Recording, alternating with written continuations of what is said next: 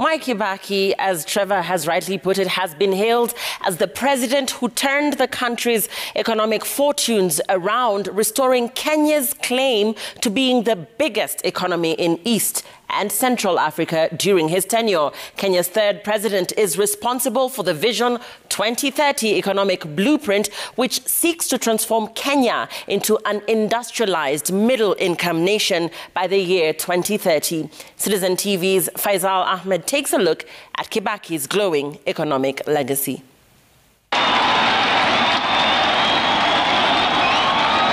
When Kibaki was sworn in as President of Kenya for the first term on December 30th, 2002, East Africa's largest economy was wallowing in the trenches of economic ruin occasioned by years of mismanagement and corruption.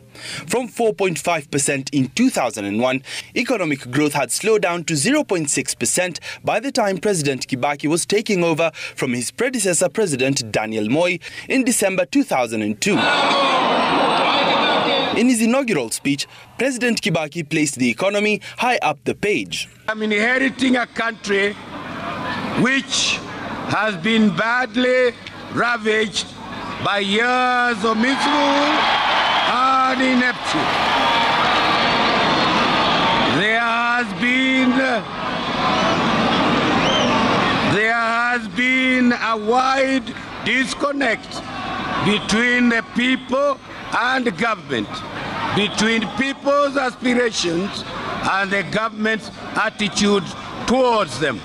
Mistakes people have made in the past should not distract us from confronting the enormous challenges ahead.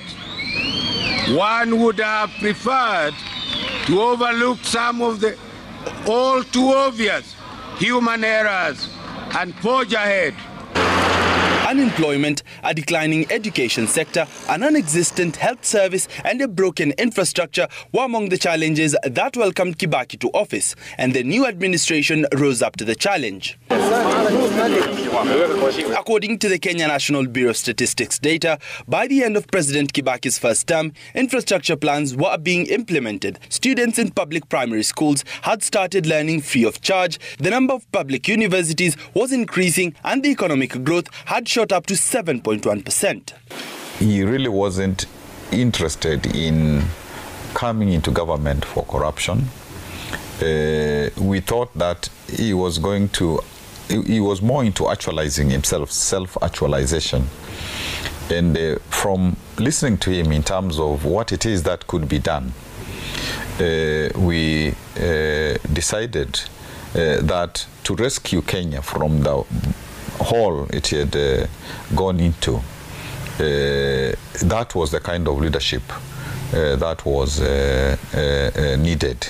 The Vision 2030 economic blueprint, which replaced the economic recovery strategy for wealth and empowerment creation in 2007, sought to transform Kenya into a newly industrialized middle-income nation that provides high quality of life for its citizens by 2030. One of his major strengths, and he kept on saying, is stop looking at what you're doing now, that you just want to show people nimefanya hii during my time. Let's look into the future.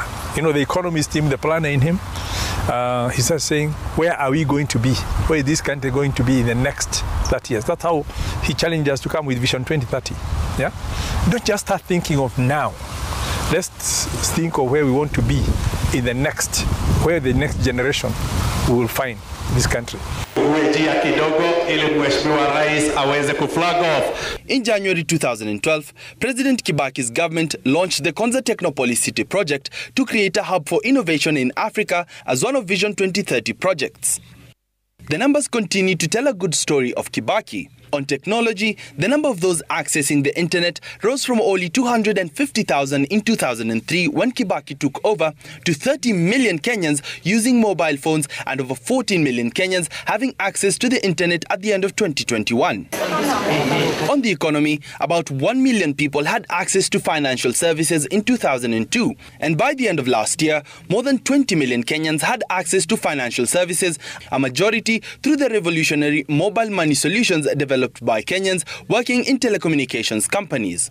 Further, Kibaki is credited for the expansion of the banking service, which resulted in an increase to access of credit by small and medium-sized enterprises and individuals.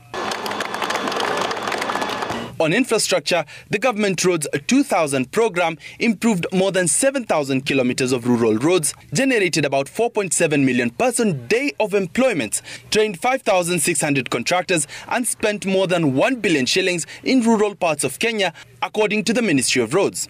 The 50.4-kilometer Thika Road modification into a superhighway cost the country 31 billion shillings. In February 2012, President Kibaki opened the expanded Kisumu International Airport, whose first phase was implemented at a cost of 3 billion shillings.